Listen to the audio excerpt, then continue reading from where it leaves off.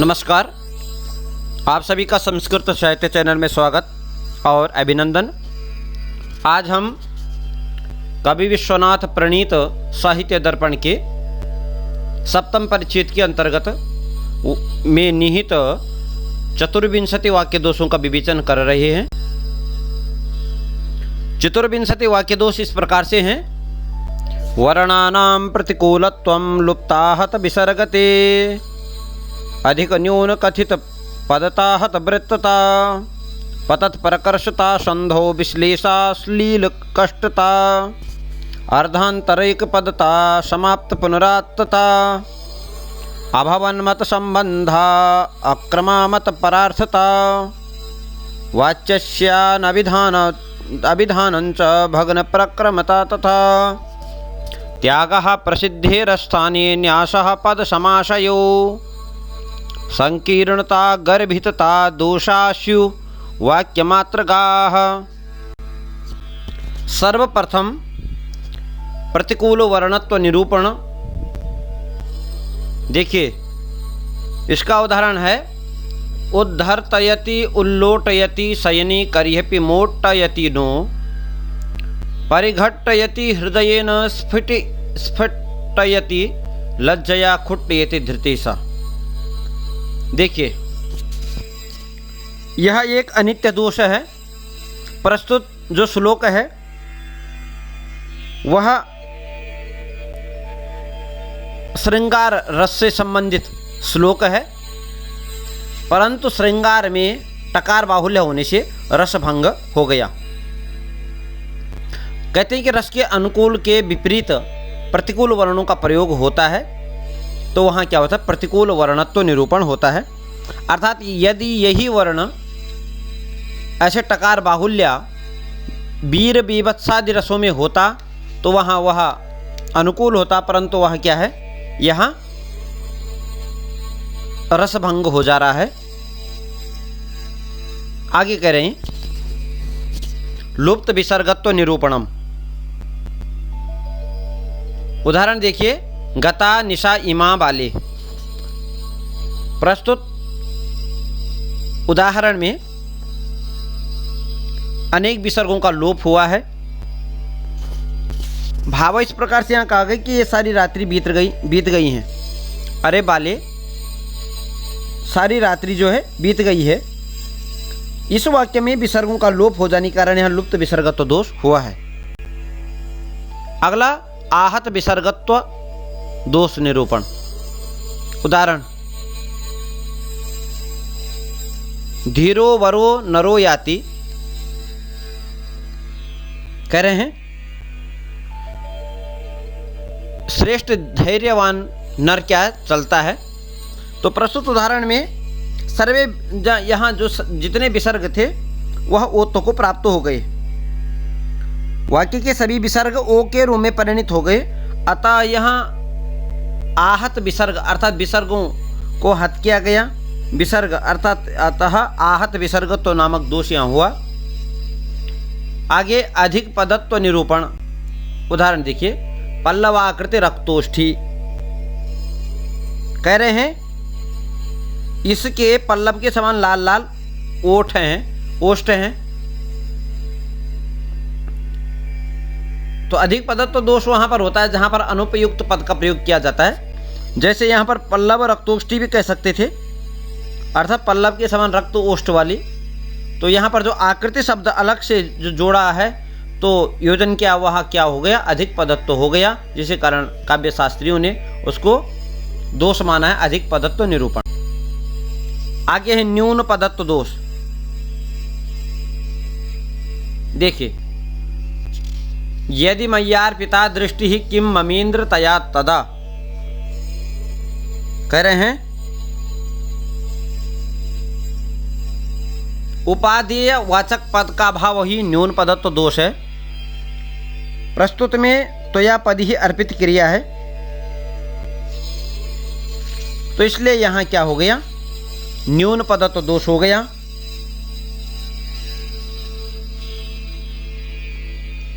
जैसे यदा क्रिया नहीं कही इन्होंने कि यदि मय्यर पिता दृष्टि किम ममीन्द्र तया तदा, तो तदा तो कहा परंतु यदा नहीं कहा, अर्थात इन्होंने यहाँ जो है तो या क्रिया का निरूपण नहीं किया। आगे चलिए, कथित पदत्व दोष निरूपण। उदाहरण देखिए, रति लीला श्रमम भिन्ते सलील मनिलो वहन। कथित जो बात कही गई है उसी को दोबारा से कहा गया। तो देखिए, लीला और सलील, लीला के सहित यहाँ 2 बार लीला शब्द का प्रयोग किया गया, तो इसे कथित पदत्व दोष निरूपण, अर्थात किसी कही हुई बात को पुनः से उसको कहना। वहाँ पर 2 बार पद का प्रयोग करना।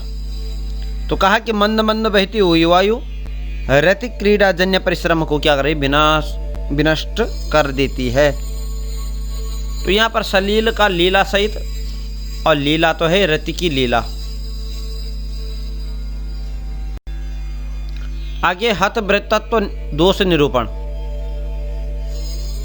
करें। हंत संततमेतस्य हृदय भिन्ते मनोभव कुपितः आई मई मानिनी मा कुरु मानम। देखिए,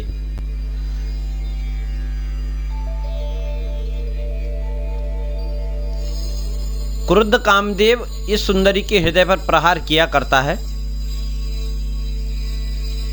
हंत संततम एतस्याः हृदय भिन्ते मनोभवः कुपितः। क्रुद्ध मनोभव अर्थात मनोज क्या करता है, एतस्याः हृदय भिन्ते। तो देखिए, यहाँ पर हतभृतत्व क्योंकि यह जो छंद है यह जो है आर्यवृत्त में है, और इसका जो प्रथम पाद है वह कैसे लग रहा है, अनुष्टुप छंद की तरह लग रहा है, जैसे हंत संततमेतस्या। तो इसकी जो प्रतीति हो रही है यह छंद शास्त्र के नियम के अनुसरण करने पर भी अश्रव्यता दोष इसलिए हुआ क्योंकि इसमें अनुष्टुप छंद की प्रतीति हो रही है। आगे है पतत प्रकर्षत्व दोष। उदाहरण देखिए, प्रोज्वल ज्वलन ज्वाला विकटो रुसटत छटाह श्वास क्षिप्त कुलक्ष्माभृत पातो नरकेसरी। कह रहे हैं वह नरकेसरी और नरसिंह भगवान क्या करे, रक्षा करे। तो देखिए, यहाँ पर पतत प्रकर्ष कैसे हुआ, जो उत्कर्ष था वह निरंतर जो है घटता गया। तो प्रथम पंक्ति में देखिए, प्रोज्वल ज्वलन ज्वाला विकटोरु छटा छटाह। तो यह जो अनुप्रास अलंकार का जो ये चल रहा था वह निरंतर दूसरी जो पंक्ति आई, तो इसमें श्वास क्षिप्त कुलक्ष्माभृत पातो नरकेसरी, इसमें जो उसका क्या हो गया, उत्कर्ष घटता गया। इसलिए यहाँ काव्य शास्त्रियों ने इसको पतत प्रकर्षत्व दोष कहा है। संधि विश्लेष दोष। उदाहरण देखिए, दलिते उत्पले एते अक्षिणी अमलांगिते। कह रहे हैं कि हे अमलांगी, सुंदर अंगों वाली, तुम्हारे दोनों नेत्र विकसित कमल हैं। बार बार जब विसंधि की जाए तो वहां क्या होता है, अर्थात यहाँ प्रस्तुत में जो है संधि का विश्लेष हुआ, संधि नहीं हुआ। अब देखिए यहाँ क्या हुआ, ईदूदे द्विवचनम प्रगृह्यम सूत्र से प्रगृह्य संख्या करके और प्लुत प्रगृह्य अचिनित्यम करके ये सारी, तो उन्होंने कहा जब ईदूदेद अर्थात ईद उद और एत इनकी द्विवचन करके प्रगृह्य संज्ञा हुई, और प्रगृह्य संज्ञा करने से क्या हो गया, अब न तो उसमें जो है और इको यणच भी नहीं हो सकता है और ऐंग पदांतात अति भी नहीं हो सकता, क्योंकि प्लुत प्रगृह्य अचिनित्यम करके इन्होंने क्या कर दिया। तो इसलिए यहां विसंधि नामक दोष हुआ। आगे देखिए, संध्यश्लील तो दोष। कुत्रचित यहां पर तो संधि नहीं हुई,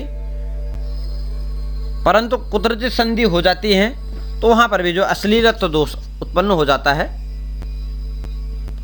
उदाहरण को देखिए, चलत डामर चेष्टितः। तो यहां पर क्या हुआ, किन्होंने नश्च पदान्तस्य झलि, चलत झल पर में होने पर इन्होंने क्या कर दिया, तकार को क्या कर दिया, डामर अर्थात उसको टवर्ग का अंतिम वर्ण कर दिया।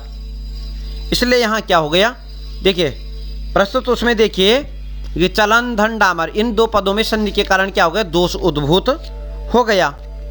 अब यह क्यों हुआ, यह जो पद जो दे रहा है कहने से यह जुगुप्सा व्यंजक अश्लील दोष को प्रकट कर रहा है। कैसे कर रहा है, देखिए चलन धन डामर था और चलन धन डामर को इन्होंने क्या कर दिया, नश्च पदांत से झली। एक इसे सूत्र आया अनुस्वारस्य यय पर सवर्ण, अर्थात यय पर में होने पर, अब जो यय है वो तो ड तो आ ही रहा है, जब गड 10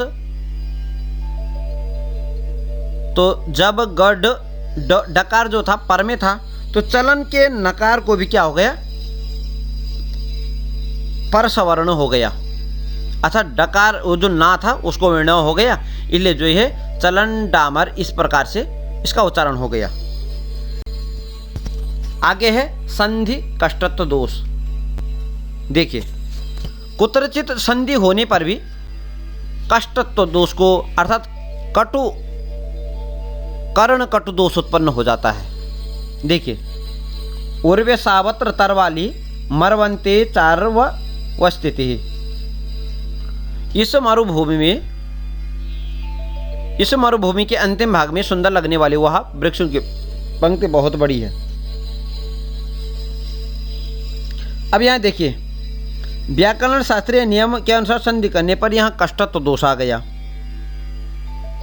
कैसे, देखिए यहां पर उन्होंने क्या किया, अत्र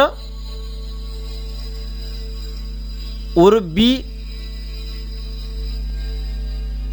ऐसे उर्वी में अत्र कह रहे हैं यहां मरवंते मरु स्थान में असो चार्वस्थिति अतीव मनोज्ञा तरवाली, तरु की जो अवली है पंक्ति है उर्वी महती है। तो यहाँ पर जो है चार्व स्थिति ही अर्थात तरुवाली और उर्व्य सावत्र अत्र, तो यहाँ पर जो है यदि संधि करने से यहाँ क्या आ गया, कष्टत्व दोष आया, तो संधि कष्टत्व दोष आचार्यों ने कहा है। आगे अर्धांतरिक पदत्व दोष, यह अर्धांतरिक पदत्व है। उदाहरण देखिए इंदुर विभाति कर्पूर गौरई धावलन करई जगन्मा कुरु तन मंगी मानम पादानते प्रिय। देखिए हे सौंदर्य संपन्न प्रिय, कर्पूर स्वच्छ किरणों से जगत को प्रकाशित कर इंदु सुशोभित होता है। अर्थात यहां कह रहे हैं अतः प्रसन्न करने के लिए तुम्हें प्रणाम कर लेने पर मानम मा कुरु, अब तो मान जाओ। तो इस प्रकार से क्या होगा, यहां श्लोक का जगत पद का पूर्वार्ध में अन्वय था परंतु वो नहीं हुआ, और पूर्वार्ध में पढ़ना यह उचित था, परंतु यह ऐसा होता दोष केवल पद्य काव्यों में ही होता है। यदि पद्य काव्य में ही अर्धांतरिक पदत्व दोष होता है, गद्य काव्य में नहीं होता है, ऐसे आचार्य विश्वनाथ का मानना है। गद्य काव्य में पूर्वार्ध और उत्तरार्ध का नियम नहीं होता है, और भी इस पूर्वार्ध और उत्तरार्ध वाले दोष आएंगे।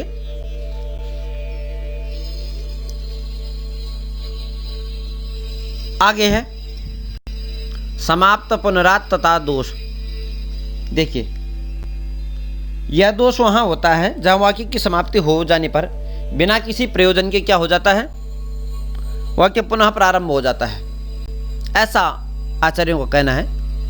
कह रहे हैं नाशयंतो घनध्वांता तापयंतो वियोगिनः पतंति शशिनः पादाभासयन्तः क्षमातलम। कह रहे हैं बोले घोर अंधकार को विनष्ट करती हुई, घनध्वांतम नाशयंतः, और वियोगियों को संतप्त करती हुई, तो वियोगिनः तापयंतः, वियोग को तपाती हुई। अब दूसरी लाइन में क्या है,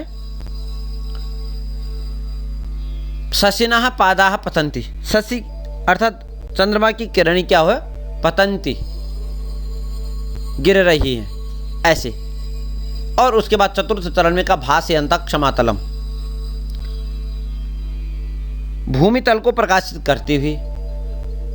अब यहाँ जो चतुर्थ पद में आया, यहाँ पहले हो गया था, यहीं पर वाक्य समाप्त हो गया था, पर पुनः प्रारंभ किया इसलिए बिना प्रयोजन के, तो वहाँ समाप्त पुनरात्तता, अर्थात जहाँ पर समाप्त वाक्य भी पुनः बिना किसी प्रयोजन के उत्पन्न होता है, शुरू होता है, तो वहाँ पर क्या होता है, समाप्त पुनरात्ता। अगला दोष अभावन मत संबंध दोष। करें या जयश्री मनोजस्य यया जगदलंकृतम याम येणाक्षीं बिना प्राणा विफला में कुतोद्यसा। जो कामदेव की विजयश्री, मनोजस्य श्री, जयश्री, और जो जगत को अलंकृत करने वाली है, जिस यया जगत अलंकृतम, और जिसके द्वारा जगत यह संसार अलंकृत होता है, याम येणाक्षीं बिना प्राणा, और जिसके बिना मेरे प्राण व्यर्थ हैं, विफला में कुतोद्यसा, वह आज कहाँ है, कुतः अद्य, मेरे मृगनयनी कुतोद्यसा, वह कहाँ है आज। तो देखिए यहाँ पूर्वार्ध के दोनों वाक्य यत से संबंधित है, या जयश्री मनोजस्य यया जगद अलंकृतम, अतएव परस्पर में निरकांक्ष है, यत के साथ यह निर्दिष्ट किए गए हैं। येणाक्षी पद का उनसे अन्वय इसलिए नहीं हो पाता है कि वह उत्तरार्ध के याम येणाक्षी बिना इत्यादि में अंतर्भूत हो जाते हैं, अतएव यहाँ अभावन मत संबंध तो दोष है।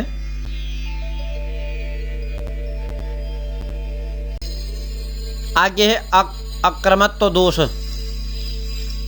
उदाहरण देखिए, द्वयम गतम संप्रति शोचनीयताम समागम प्रार्थनया कपालिनः कलाच सा कांतिमती कलावतः त्वमस्य लोकस्य च नेत्र कौमुदी। कोई कह रहा है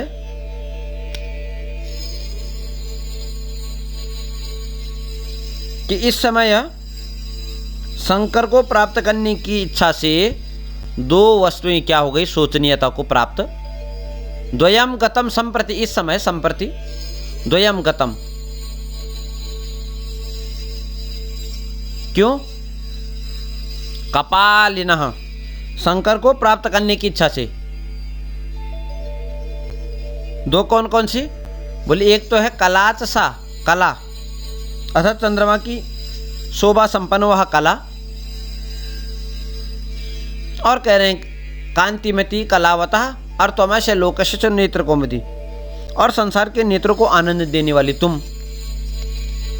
यहाँ पर त्वम पद के बाद च का प्रयोग करना चाहिए, जैसे कलाच सा कांतिमती, तो यहाँ पर क्या करना चाहिए था, च का पद करना चाहिए था त्वम के बाद, त्वम च, किंतु ऐसा न करने पर कला के पश्चात च का प्रयोग कर दिया, कलाच साकांतिमती, जिसे अब अक्रमत्व दोष यहाँ आ गया।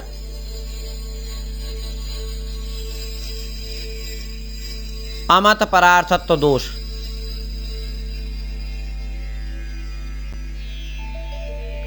राम मनमथ शरीर्ण ताड़िता, कह रहे हैं अमत परार्थ दोष वहाँ होता है, व्यक्त होने वाला दूसरा अर्थ प्रकृत रस का विरोधी होता है। देखिए अब यहाँ राम मनमथ शरीण ताड़िता, राम मनमथ राम के द्वारा, मनमथ राम ने राम शरीण ताड़िता उन्हें सर के द्वारा किसी को मारा। तो प्रस्तुत मनमथ जो है कामदेव है और वह जो है श्रृंगार रस की प्रतीत करा रहा है, और वही शरीण ताड़िता अर्थात धनुष बाण के द्वारा ताड़न किया गया, मारा गया या मारा। तो प्रकृत रस में जो श्रृंगार रस में जो है बीभत्स रस की भी आ रहा है अतः, और श्रृंगार और बीभत्स ये दोनों विरोधी है अतः अमत परार्थत्व दोष यहाँ कहा गया। अगला वाच्या अनभिधानत्व दोष।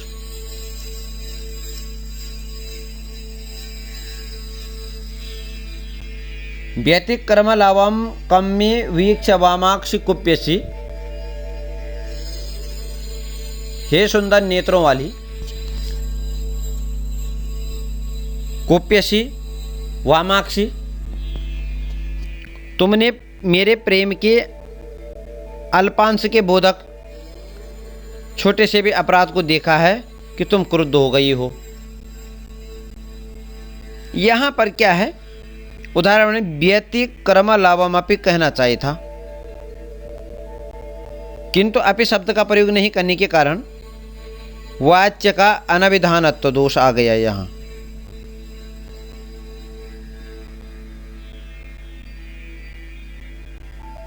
आगे भग्न प्रक्रमता दोषः, एवं मुक्तो मंत्री मुख्ये रावणः प्रत्यभाषत। कह रहे हैं कि मुख्यमंत्रियों के द्वारा इस प्रकार कहे जाने पर रावण ने उन सबको क्या क्या उत्तर दिया। अब यहाँ पर जो है एवं मुक्तः, उक्तः जो वच धातु से प्रारंभ किया गया है, किंतु बिना किसी कारण के ही उसके उत्तर में वच धातु का प्रत्यय करके भास प्रत्यभाषत धातु का प्रयोग किया गया। अतः ये कर्म का जैसे करें कि भग्न प्रक्रम, तो एक कर्म का पूर्व में जैसे जिसका आश्रय लिया गया वो अंत तक निर्वाह नहीं हुआ, अतएव यहाँ क्या कौन सा हो गया, भग्न प्रक्रमत्व दोष। अच्छा, जो क्रम था क्रमबद्ध था वह क्या होगा, भग्न हो गया। बोले यदि आचार्य विश्वनाथ कहते हैं कि यदि इसमें रावण प्रत्यवोचता तो यहाँ पर वच धातु आ जाती तो यह दोष क्या हो जाए, दूर हो जाएगा। प्रसिद्धि दोष, घोरो वारि मुचाम रवः। देखिए प्रसिद्धि त्याग दोष वहां होता है जहां पर कभी प्रसिद्धि का त्याग कर देता है। उदाहरण को देखो, घोरो वारि मुचाम रवः, वारी मेघों की भयंकर ध्वनि। अब यहाँ पर घोरा भयंकर, वारी मुचाम ऐसी मेघों से भयंकर, क्या रव, रव जो है ध्वनि तो है उसका अर्थ, परंतु जो है यहाँ प्रसिद्ध जो अर्थ था वो गर्जित था। मेघ जो गर्जना करते हैं, और गर्जना यदि वहाँ शब्द लिख देते रव की जगह में तो अब दोष नहीं होता। तो प्रसिद्ध पद का त्याग करने से यहाँ क्या होगा, प्रसिद्धि दोष आ गया।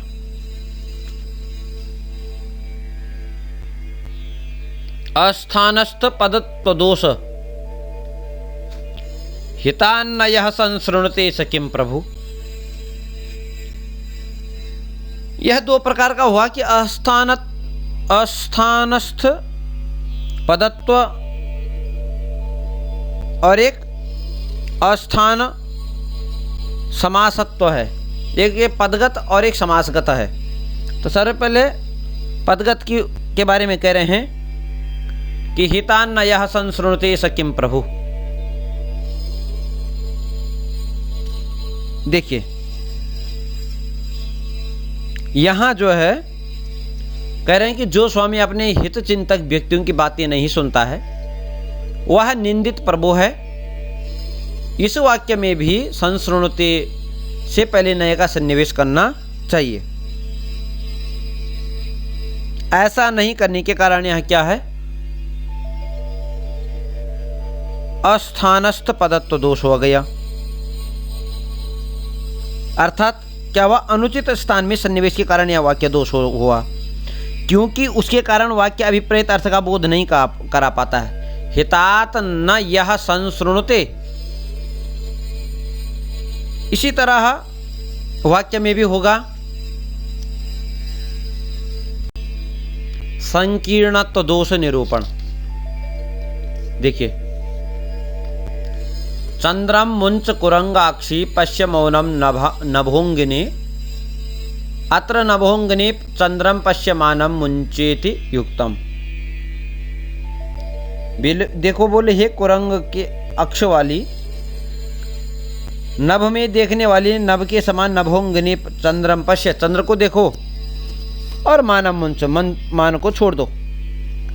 यहाँ प्रथम वाक्य का पश्य पद द्वितीय में अनुप्रविष्ट हो गया, द्वितीय में चला गया, और द्वितीय वाक्य का मुंच पद प्रथम वाक्य में क्या हो गया। अब यहाँ दो वाक्य हैं इसमें, और उसको जो है दोनों को मिला दिया, संकीर्णत्व। चंद्रम मुंच कुरंगाक्षी पश्य मौनम नभोंगिनी, तो दो वाक्य देखिए, नभोंगिनी चंद्रम पश्य, नभ में नभोंगिनी चंद्रम पश्य, अंगने नभ में चंद्रमा को देखो, पहला। तो यहाँ जो पश्य चंद्र जो पद था, वह पश्य कहाँ है, और दूसरा देखिए मौनम मुंच, तो मुंच प्रथम में आ गए, द्वितीय का पहले में, पहले का द्वितीय में आ गया। इस प्रकार से संकीर्ण तो दोष आ गया। गर्भितत्व दोष, रमणे चरण प्रांते प्रणति प्रवणे धुना वदामि सखी तत्वं ते कदाचिन्नोचिता क्रुधः। कोई सखी नायिका से कह रही है कि मैं तुम्हें वास्तविक बात बतलाती हूँ कि जब प्रियतम पैर पर पड़कर प्रणाम कर रही हो, उस समय तुम्हारा क्रोध करना उचित नहीं है, और इस समय तो तुम्हारा क्रोध करना बिल्कुल उचित नहीं है। तो श्लोक में देखिए कि हे सखिते तत्वम वदामि, तुम्हें एक बात बतलाती हूँ, चरण प्रांते प्रणति प्रवणे रमणे कदाचित अपि ते क्रुधा नोचितः। इस वाक्य में क्या हो गया, अनुप्रविष्ट हो गया। तो गर्भितत्व दोष वहाँ हुआ कि प्रथम वाक्य जो है, एक वाक्य दूसरे में क्या होगा, प्रविष्ट हो गया। अच्छा, ये संकीर्णत्व और जो है यहाँ जो है कुछ एक वाक्य वहाँ और यहाँ गया था, परंतु यहाँ ऐसे हो गए, हे सखिते तत्वम वदामि वाक्य जो है ये वाक्य था, और वह दूसरे चरण प्रांत प्रणते प्रवणे रमणे में वहाँ चला गया। तो इस प्रकार से ये दोनों ज़्यादा इनमें अंतर नहीं है। गर्भितत्व दोष वाक्य दोष या हुआ, और इस प्रकार से आचार्य विश्वनाथ के द्वारा चतुर्विंशति दोषों का यहाँ निरूपण किया गया। अस्तु, धन्यवाद, नमस्कार।